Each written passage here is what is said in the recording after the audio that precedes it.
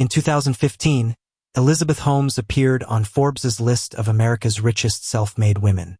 She was 31, and Forbes valued her Theranos stake at about $4.5 billion, using a $9 billion valuation for the company.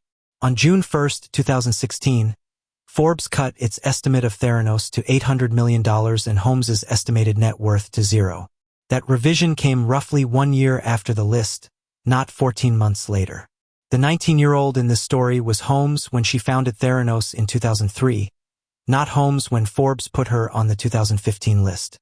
This is the story of Theranos, its Edison blood testing device, and the federal criminal cases that followed. Where a statement comes from an allegation, witness testimony, or a court summary of the trial record, this account identifies it that way.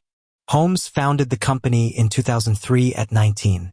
The following year, she left Stanford and used money set aside for tuition as early funding. In a 2014 New Yorker profile, Holmes described an aversion to needles and a goal of making laboratory testing more accessible. That is Holmes's reported explanation, not an independent conclusion about her private state of mind. The public promise was easy to understand. Theranos said it could use a fingerstick sample, far smaller than a conventional venous draw, to perform a broad menu of laboratory tests. The Ninth Circuit's 2025 opinion, summarizing the evidence at the two criminal trials, says the company developed a small collection vial called the nanotainer and an early proprietary analyzer called the Edison. Theranos later worked on another device called the Minilab. Money and prominent names followed. In 2018, the Securities and Exchange Commission charged Theranos, Holmes, and former company president Ramesh Balwani with raising more than $700 million from investors through alleged false or exaggerated statements about the company's technology, business, and financial performance. That figure is the SEC's amount for the conduct alleged in its civil case, not a rounded estimate supplied without a source. At Holmes's criminal trial, testimony reported by the Washington Post put several investments into sharper focus. The DeVos family invested $100 million. A Walton family investment vehicle put in $150 million. Rupert Murdoch invested $125 million. Those amounts came from trial testimony and reporting about the trial. This account draws no conclusion beyond the reported transactions. The board included former Secretary of State George Shultz, former Secretary of Defense William Perry, former Secretary of State Henry Kissinger, and retired General James Mattis. Their presence is a matter of public record. Saying the board was deliberately assembled to substitute prestige for scientific validation would go beyond that record, so this account does not make that claim. Public recognition did not answer the technical question. In December 2014, The New Yorker reported that it asked Theranos for evidence supporting its performance claims. Company representatives pointed to audits and comparisons but would not identify the external laboratories involved. Medical specialists interviewed by the magazine called for or asked to see peer-reviewed data. That exchange did not itself prove the technology worked or failed. It documented how little independent performance information was available publicly at the time.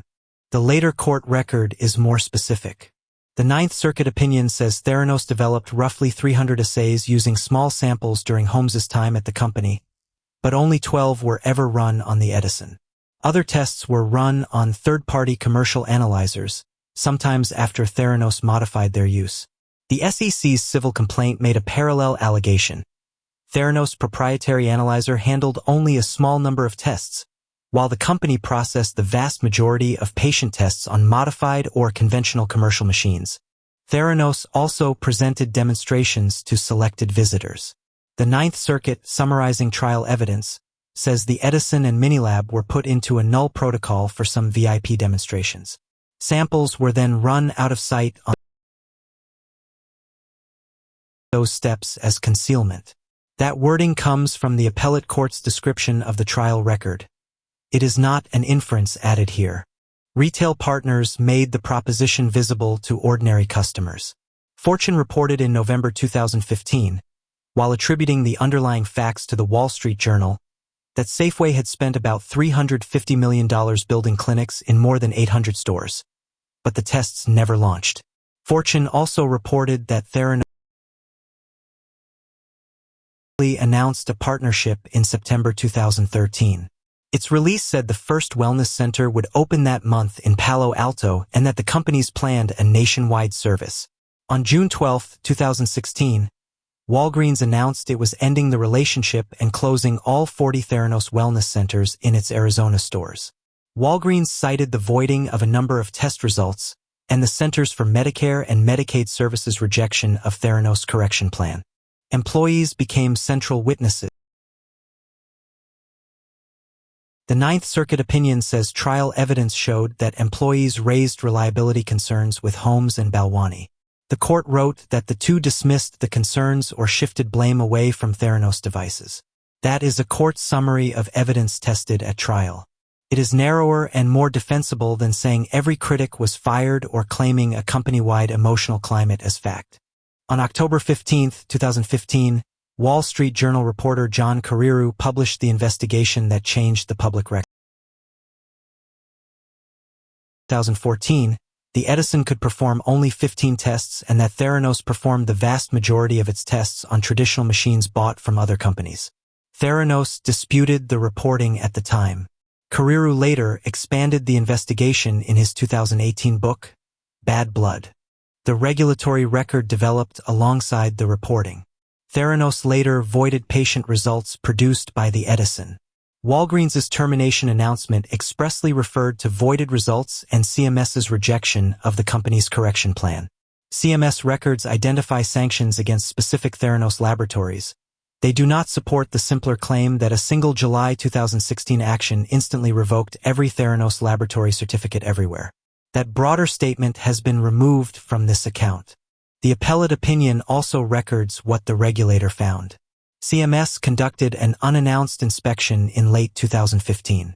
Its report concluded that deficiencies in Theranos clinical laboratory practices and procedures presented immediate jeopardy to patient health.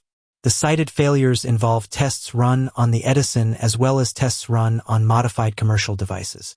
This is the CMS finding as summarized by the court, not a claim that every Theranos result was wrong. On March 14, 2018, the SEC filed civil fraud charges against Theranos, Holmes, and Balwani. Holmes settled the SEC case without admitting or denying the allegations. She agreed to a $500,000 civil penalty, returned $18.9 Theranos, and accepted a 10-year bar on serving as an officer or director of a public company. The settlement concerned civil allegations. It was not the criminal conviction. The SEC alleged more than a technology mismatch. Its complaint said Theranos claimed its products had been deployed by the Defense Department on battlefields and medical evacuation helicopters, and projected more than $100 million in 2014 revenue. The agency said the technology had not been deployed by 2014 was only a little more than $100,000. Those are allegations and factual assertions in the SEC enforcement release. The criminal verdicts came later and rested on the counts decided by each jury. The federal criminal cases were brought in the Northern District of California. The third superseding indictment charged Holmes and Balwani with 2 conspiracy counts and 10 wire fraud counts. One patient-related wire fraud count was dismissed during Holmes's trial, leaving her jury to decide 11 counts. On January 3, 2022, the Holmes jury convicted her on Count 1, conspiracy to defraud Theranos investors, and Counts 6, 7, and 8, 3 wire fraud counts involving investors. It acquitted her on the patient-related conspiracy count and 3 patient-related wire fraud counts. The jury did not reach unanimous verdicts on 3 additional investor counts. So the precise result is not simply 4 of 7 counts. It is 4 convictions among 11 counts submitted to that jury, with 4 acquittals and no verdict on 3. On November 18, 2022, United States District Judge Edward J. Davila sentenced Holmes to 135 months, or 11 years and 3 months in federal prison, followed by 3 years of supervision. She reported to prison on May 30, 2023. Balwani's separate jury returned its verdict on July 7, 2022. It convicted him on all 12 counts in the third superseding indictment, including the investor and patient schemes charged against Judge Davila sentenced Balwani to 155 months, or 12 years and 11 months, in federal prison, followed by 3 years of supervision. The Justice Department's sentencing release calls that post-prison period supervision, not supervised probation.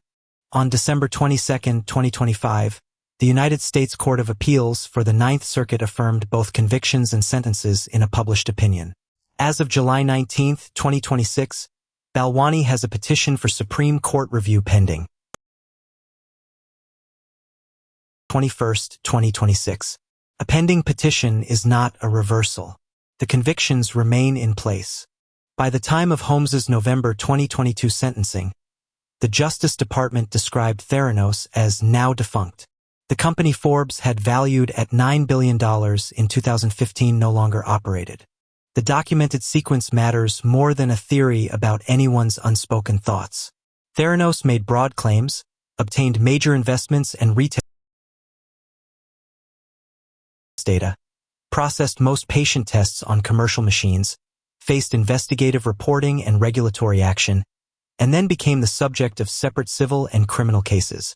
A jury convicted Holmes of 4 investor-related counts. A separate jury convicted Balwani of all 12 counts he faced. A federal appellate court affirmed both outcomes. That record leaves a business question worth carrying beyond Theranos. When a company's value depends on a technical claim, who is responsible? Partners and customers scale the claim. Investors can ask. Boards can ask. Commercial partners can ask. Regulators and journalists can ask. The Theranos record shows the cost of treating those checks as interchangeable with reputation. Reputation can attract attention and capital. It cannot substitute for testing a device against the claims made for it.